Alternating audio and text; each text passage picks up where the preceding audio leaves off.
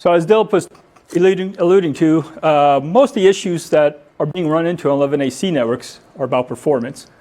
Users not seeing the performance, the high level of performance upgrades that they were expecting, not being able to make the business case, making the business case based on performance, but not seeing that.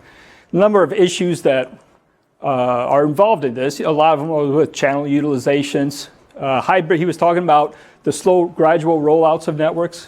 Obviously, we're going to be operating in a hybrid environment for a long time, so you have a lot of legacy clients, and we all realize the increase in client density that these networks have realized over the past couple of years. What I'm being told by many professional installers are that even though 11AC access point will provide more capacity, when it comes time for a refresh, they're putting in more access points because the client density has grown so much. So there are a number of performance-related issues that need to be solved.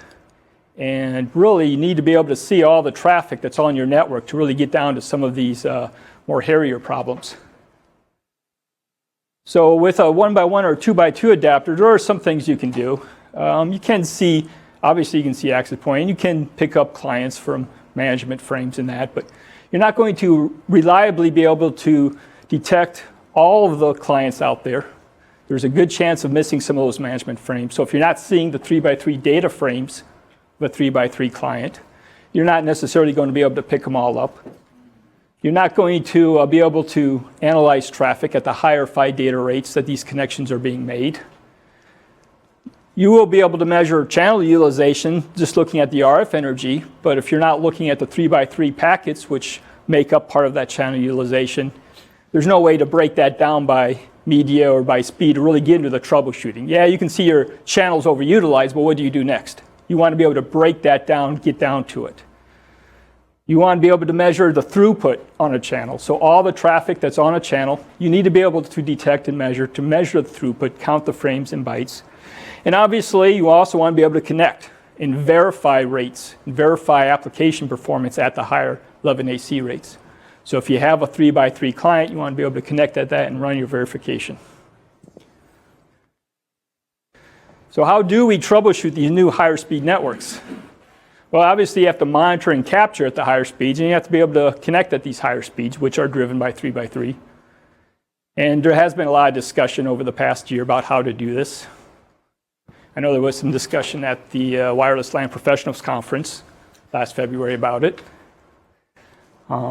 If, is an access point really going to be available to you wherever you want to go to troubleshoot and capture traffic? We can wait for USB 3x3 adapters, but even if they do come out, they won't have as high of a speed of capture that's we can get on like a PCI Express. And 11AC networks are out there today. So Air Magnet, we went right to the available PCI Express chips that are out there. And we built ourselves an adapter, a 3x3 11AC adapter that can capture this. So it's able to capture and analyze traffic from all your devices all the way up to your highest PHY data rates, connect at these highest PHY data rates. And also, unlike having to capture in one 3x3 device, convert, open up, post-process, we're providing one application that you can capture, view, and analyze all in real time with one application.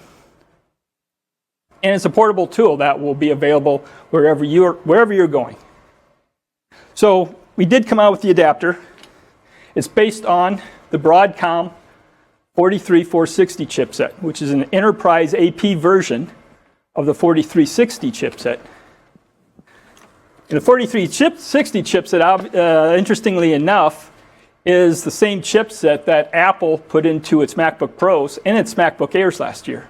MacBook Airs are obviously a 2x2 implementation, but your MacBook Pros are a 3x3 implementation of the same chipset that we have in our adapter. So we do have an external adapter, 3x3, available as an express card for Windows laptops. You want to? There you go. Pass this around. And in case you're wondering, the Lenovo are still shipping models of ThinkPads with express card slots. So these are out there and available. But the interesting thing is, you want to disconnect the VGA? Because this uses the same chips as Apple put it into its MacBook Pro, this one right here, we were able to actually offer the Wi-Fi analyzer 11AC with 3x3 capture using the native adapter of a MacBook Pro. So all of you with MacBook Pros that have them with these internal 3x3 adapters can now run Wi-Fi analyzer on your machine and do the 11AC 3x3 analysis. Is that only in boot camp? It does require boot camp. So we do run on Windows in boot camp using the internal adapter. And for people who are running on the Windows laptops, we do have the external dongle that you can use.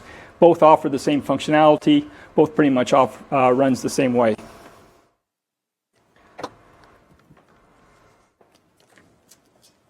So let me go ahead and bring this up.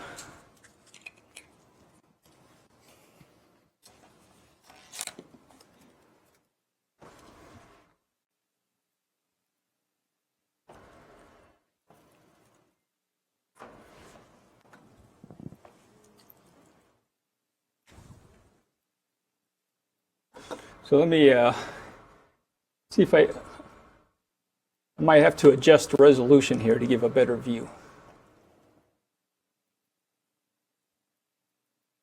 No, we're good. So I bring up the dashboard. Obviously, the dashboard is a great way of just seeing what's all out on your network. First thing we want to show is obviously you want to configure your channel scanning. So we can go and scan all the channels, or we can scan a particular channel. In our channel scan config, we did add 80 megahertz column. So you're able to scan on an 80 megahertz channel and still pick up traffic that's on the 20 megahertz primary and the 40 megahertz subset. So you can see, for example, if I go down here and I click on 149 to 161, I'll get all the traffic on that channel plus the 149 primary and the 40 megahertz sub channel. John, I have a quick question. Yes, Mike. What's the distance limitation on the HDMI connector cable between the adapter and the antennas? How far out you can go with it? Yeah, could that be something where you could use this and have a 25-foot cable running back to a machine that actually does have this adapter? Yeah, I don't necessarily recommend that. I don't know what the exact limitation is. I can query with our engineering department to see what the recommendation is. Typical laptop situations, I think the cable length, I think is quite sufficient. Right? But for those exceptional cases like you mentioned, we will have to look into that. Are the chips in the antenna case, or are they in the express cards case? They're in the antenna case.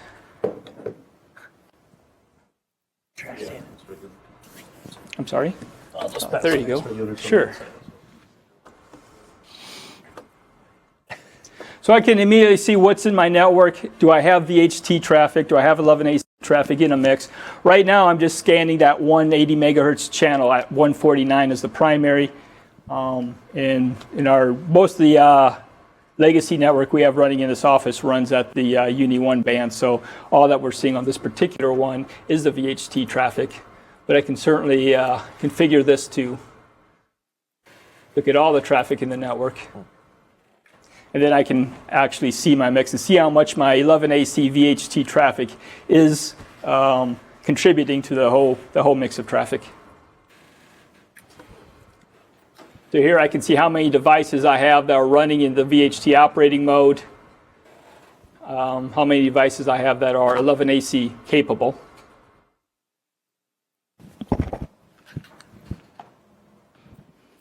We'll go back and scan our favorite 80 megahertz channel. Now, what is the most important measurement in Wi-Fi for performance and troubleshooting? What would you say is the number one measurement that you guys like to look at? Retry is probably a good place to start. I'm sorry? Retries is probably a good place to Retries. start. Okay. Yeah, we obviously will measure the number of retry frames. We have that on here.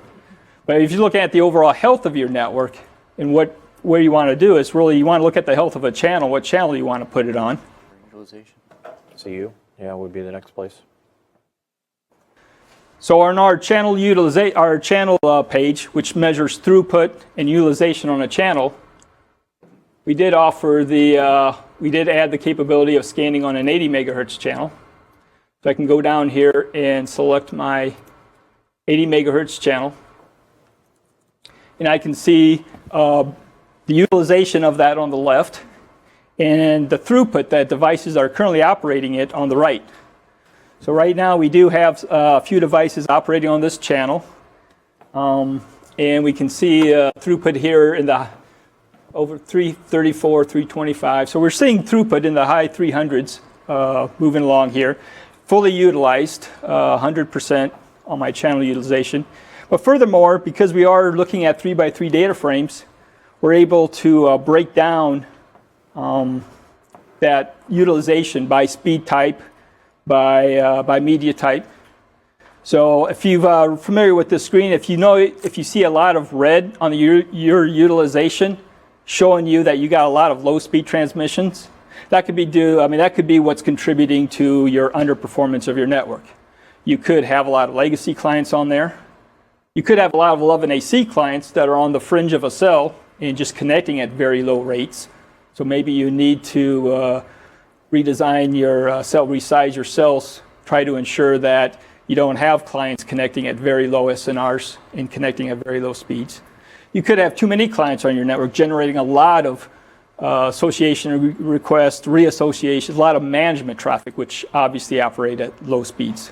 So this is a great view for looking at your channel to see how it's being utilized, and is it being utilized by a lot of low speed transmissions, or is it being utilized by a lot of high speed transmissions? And you can also look at your different frames, your different management frames, your different CRC, see if you have a lot of CRC frames on there as well.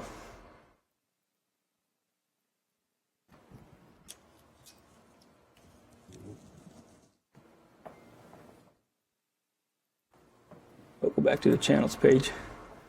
I'll go ahead and turn on the ACES. So we have a couple of 11AC access points going here. And what we can do is go to the decodes view. We'll do a stop here. See if we can find some good 11AC data frames. We'll wait for our buffer to catch up there. I'm going to adjust the display column here. Got a few things that we just don't need. We can get it all on the display.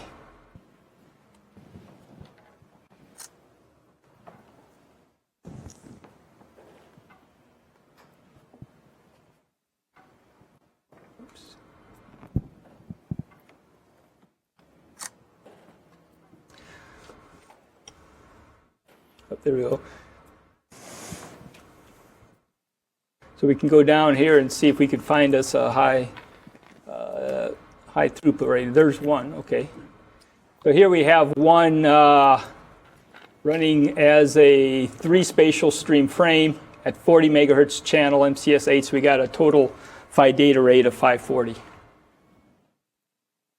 I think one of our access points over there is running at 40 meg channels. And what I've been told is a lot of, most of the networks out there, or even 11AC are still going to run at 40 meg. Part of our customer survey, we asked how many people are planning on deploying 80 megahertz. And I think, what was the answer to that one? Do you remember? Almost split. It was very close.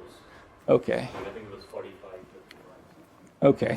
So we could see more 80 megahertz channels used once we get those extra channels freed up.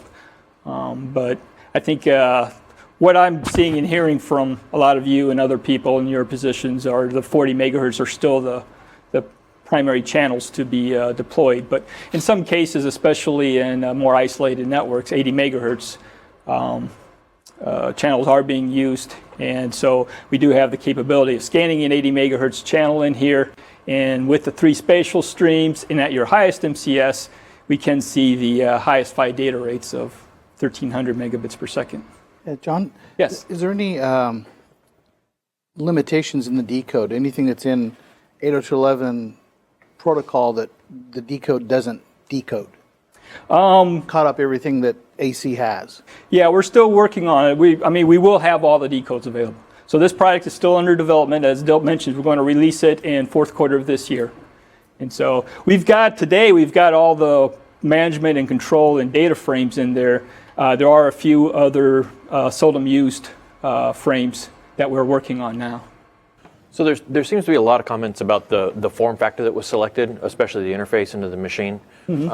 Especially since when you're talking about doing portable analysis, most folks are favoring thin and light machines. First thing to go in a thin and light machine is the express card slot. Why not USB 3 or even Thunderbolt? Right? It just seems like express card is such an investment in something that seems to be going away, especially when there seems to be buses that seem more thin and light friendly. Yeah, and that's a good question. Today we don't have 3x3 USB adapters available, at least not in mass quantity. I know of one company that's working on one that's more of an experimental one. But it's really the fact that we wanted to get to market now with a 3x3 solution.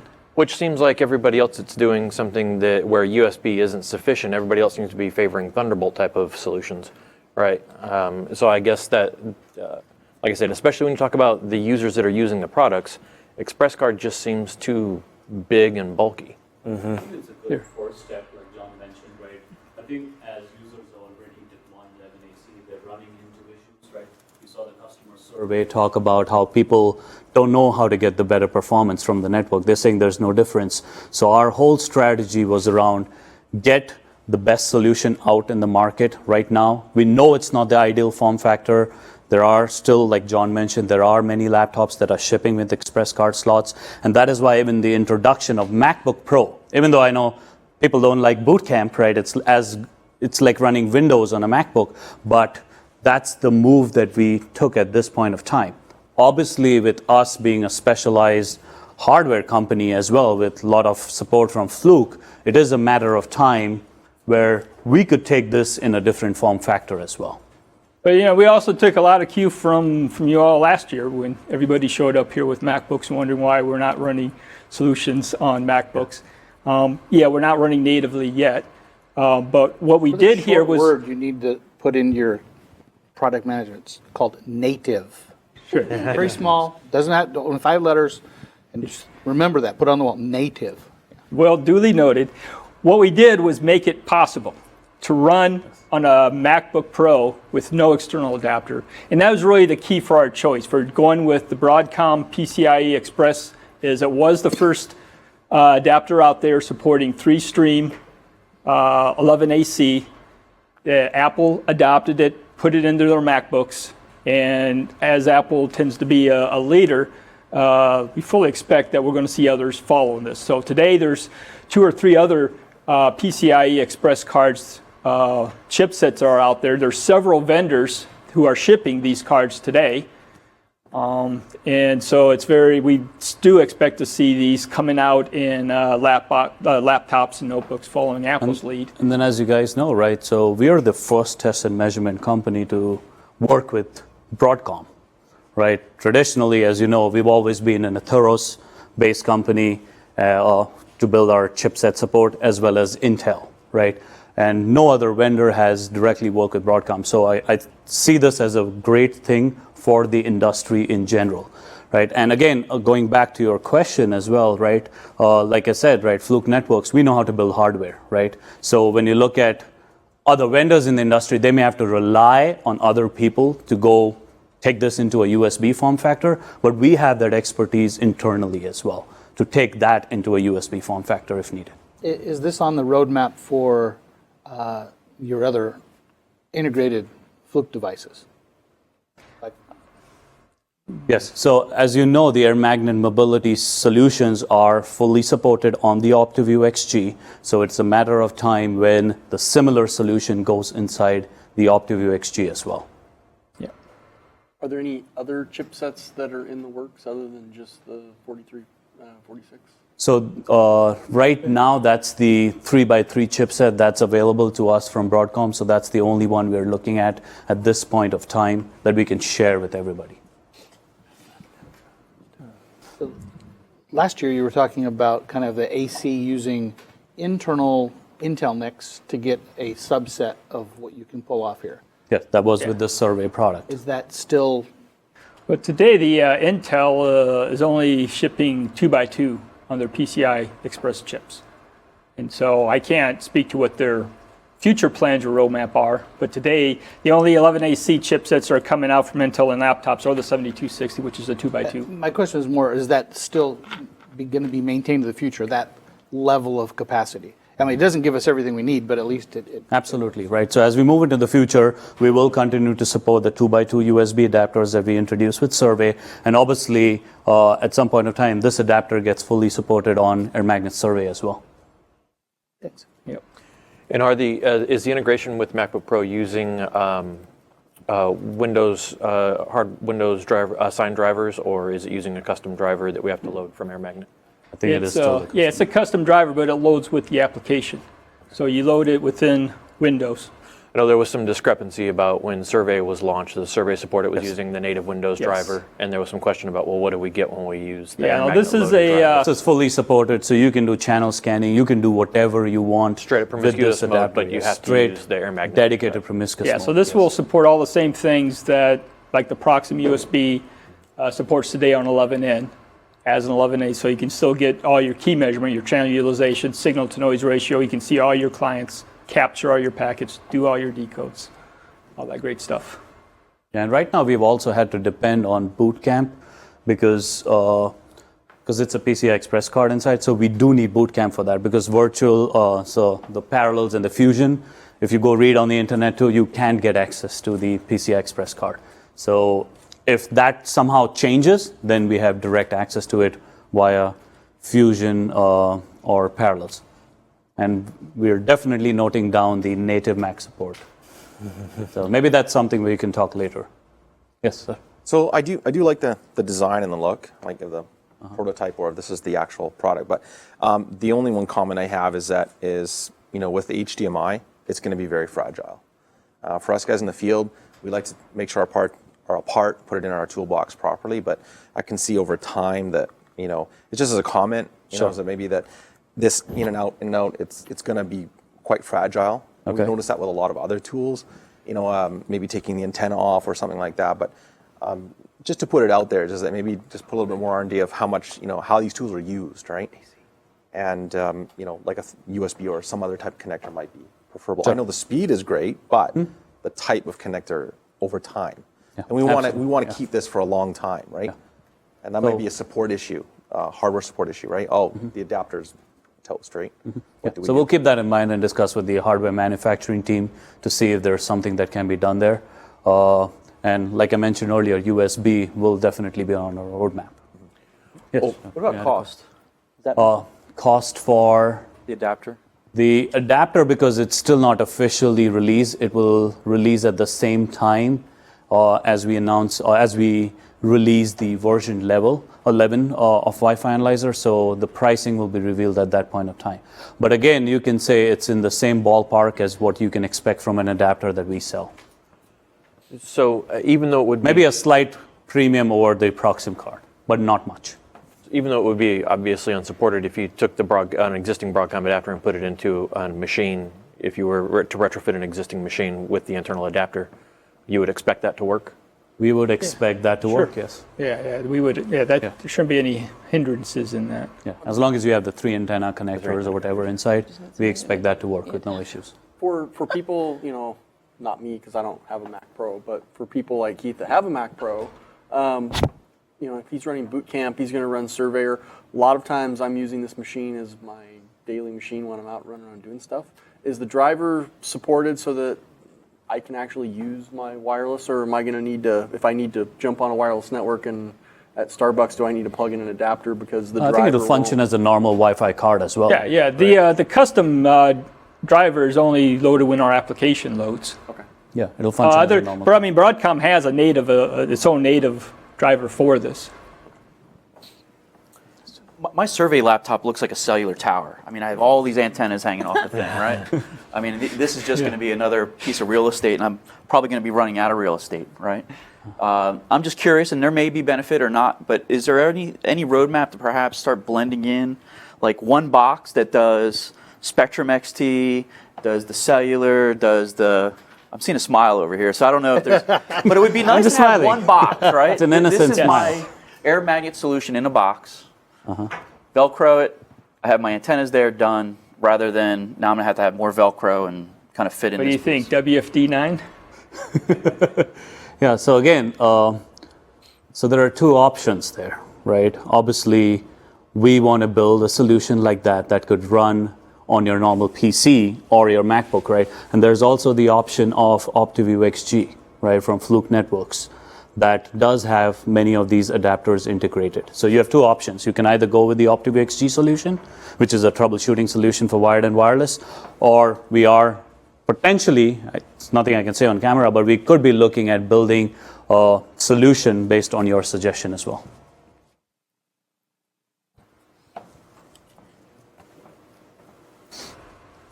Okay, and then Dilp had also mentioned our Wi-Fi tool set.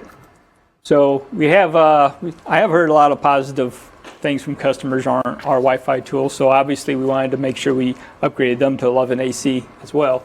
So for example, on the efficiency page, this is a great tool once, especially if you are seeing specific connections. Once you look at your channel utilization, it looks like that's not an issue. Things are looking good. Why is this particular client slow on this particular network?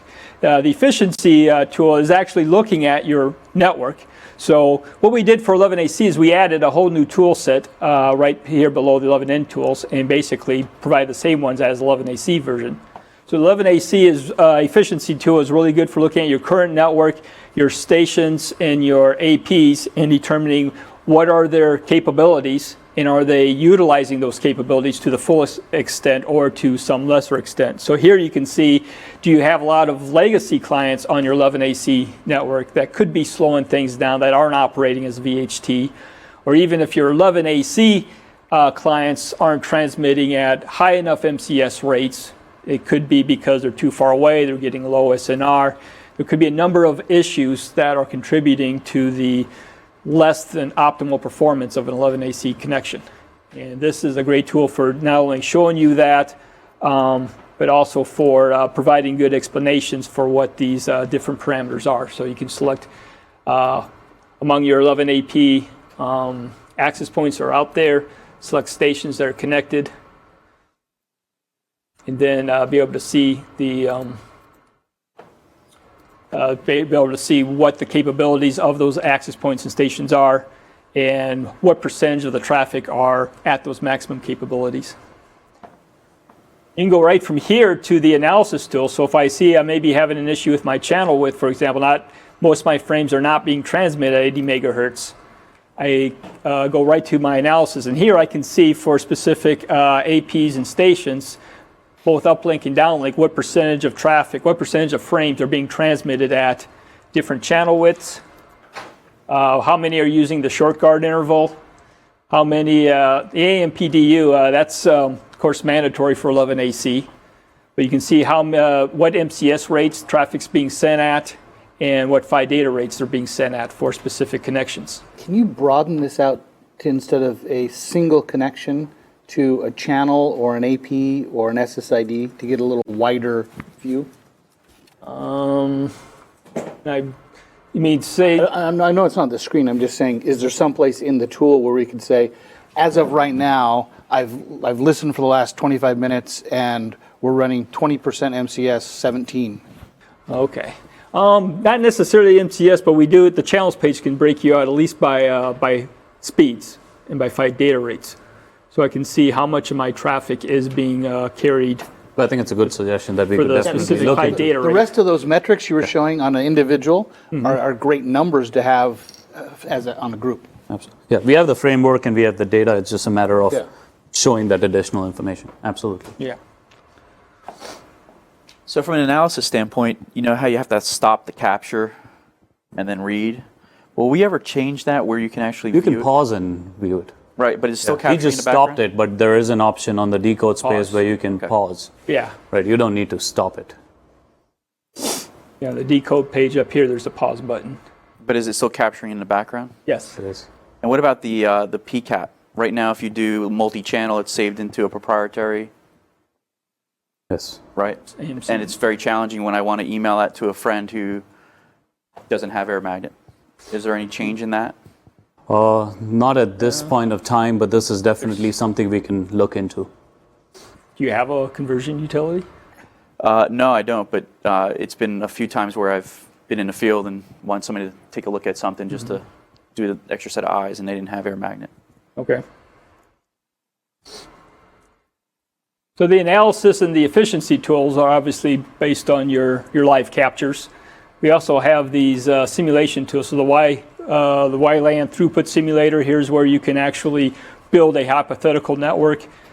You can add access points, 11 ACs in this case, configure them for the capabilities. And you can add stations.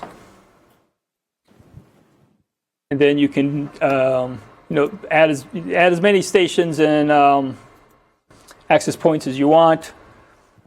11 AC access points, 11 N. Each one has 2 AC stations. What if I have 20 11A stations on each line? What's the throughput that I can expect from each of these connections?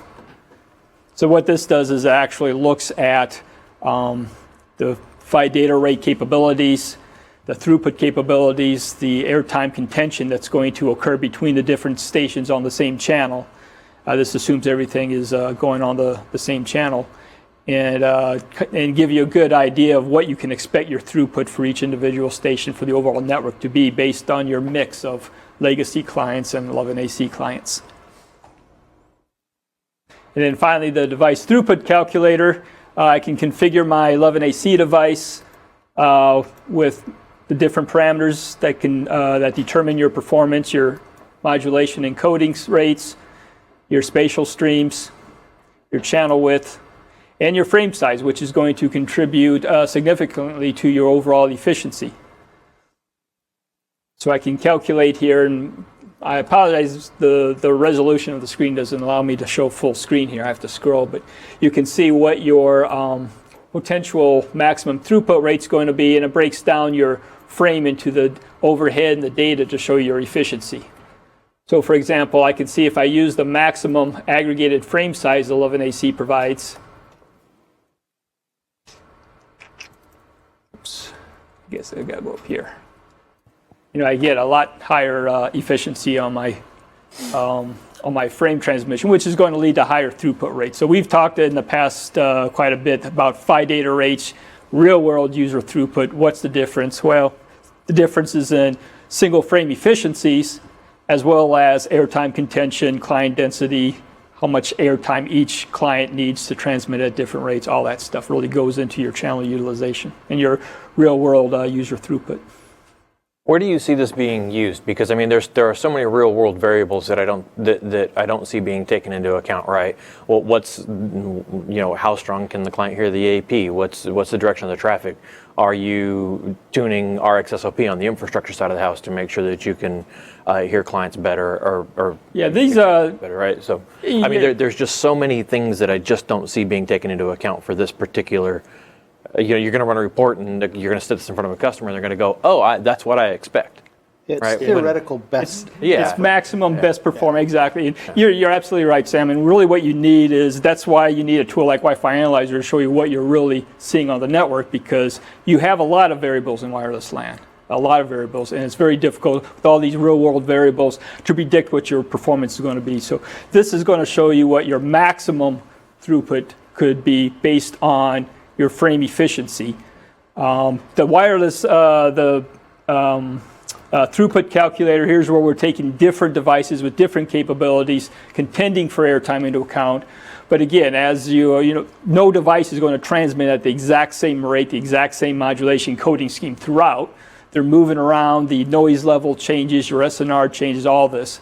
And that's where it really comes down to real-world measurement of your real environment. And so again, I guess my question would be, who do you see actually using this product? Because I see words like device throughput calculator, right? I don't see something that says we're predicting the potential maximum throughput of a device, right? Whereas when you start talking about planner or predictive surveys, things along those lines, you're at least articulating that you're setting the precedence with the customer that hey, I'm looking into a crystal ball here, right? This may not be accurate. Whereas this, you're simply, I don't see anything on the screen that says, this is best case scenario. Don't really expect this. Well, this would be if you want to see how you really want to configure your network, your devices. Does having, configuring them for 2 streams versus 1, configuring 80 versus a 40 megahertz. How is that going to improve your best maximum performance level to see if it's even worth doing? Yes, once you get into the real world, you got other variables that are impacting that, but this can help you decide how much improvement you can really expect to see with different configurations. I think it's a great value add. I mean, it's predictive, right? But it gives you a start, especially for customers that, that's wireless is still a black box to a lot of folks, right? Now you have AC, and now you're bringing into, well, you're going to invest all this money for infrastructure, the cost, what am I going to get out of it, right? So here's some models you can look at.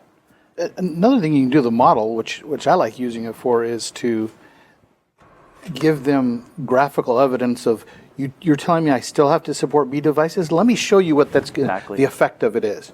Just even theoretical, how nasty some things are, and they go, oh, I didn't know it was going to hurt that bad. So it's a nice tool that's visual for that. Yeah, but like everything else, you have to be careful how much you share with the customer and how you package and deliver it. Absolutely.